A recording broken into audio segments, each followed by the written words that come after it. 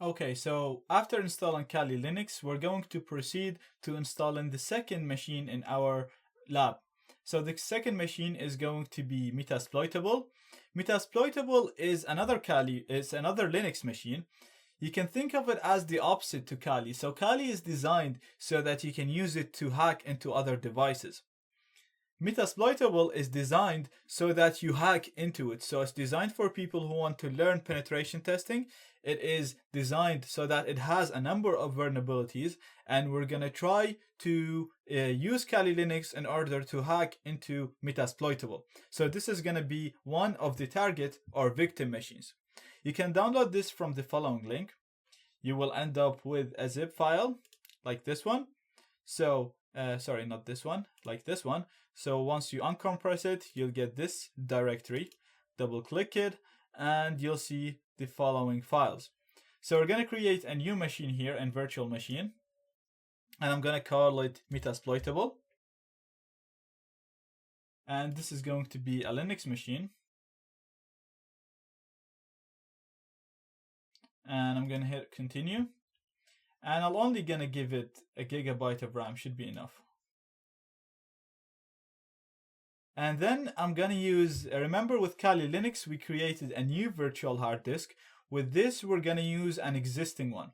The reason for that is because the image that we have right now is actually, it's designed for VMware Player.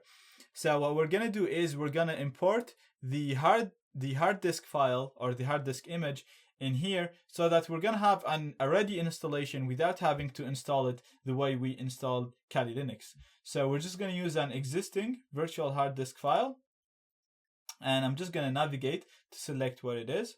I'm going to go into the Metasploitable directory, and I'm going to select the .vmdk file. So it's this file right here. I'm going to click on open and create. So we're gonna start this machine right now. Okay, so the machine has run now, it's completely installed. As I said, you don't really need to install anything. We just imported a ready installation, a ready hard disk. So it's asking me for the username, and the username is msfadmin.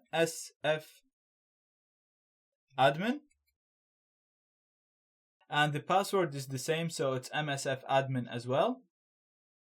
And as we can see now, we logged in. Now this machine only has a terminal, as you can see right now.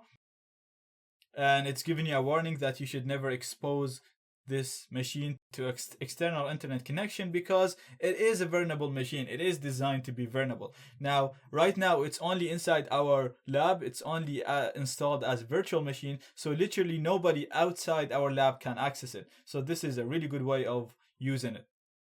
Now this is it, the machine is installed. As I said, in the future we're gonna talk about how we're gonna try and hack into this machine. Again, don't be intimidated by the terminal. We're gonna be using it a lot, and we're gonna learn how to use it step by step. So at the moment, just we have this installed, and we're gonna move on to the next step, and we will talk about this once we actually need to use it in the future. So if you want to turn off this machine, all you have to do is just type in power off and hit enter. And it's telling you that you need to be root. So again, I'll talk about this later. For now, sudo power off. So just run the command like this. And it's asking you for the admin password. And that's it, it's going off now. And here we go, the machine is off.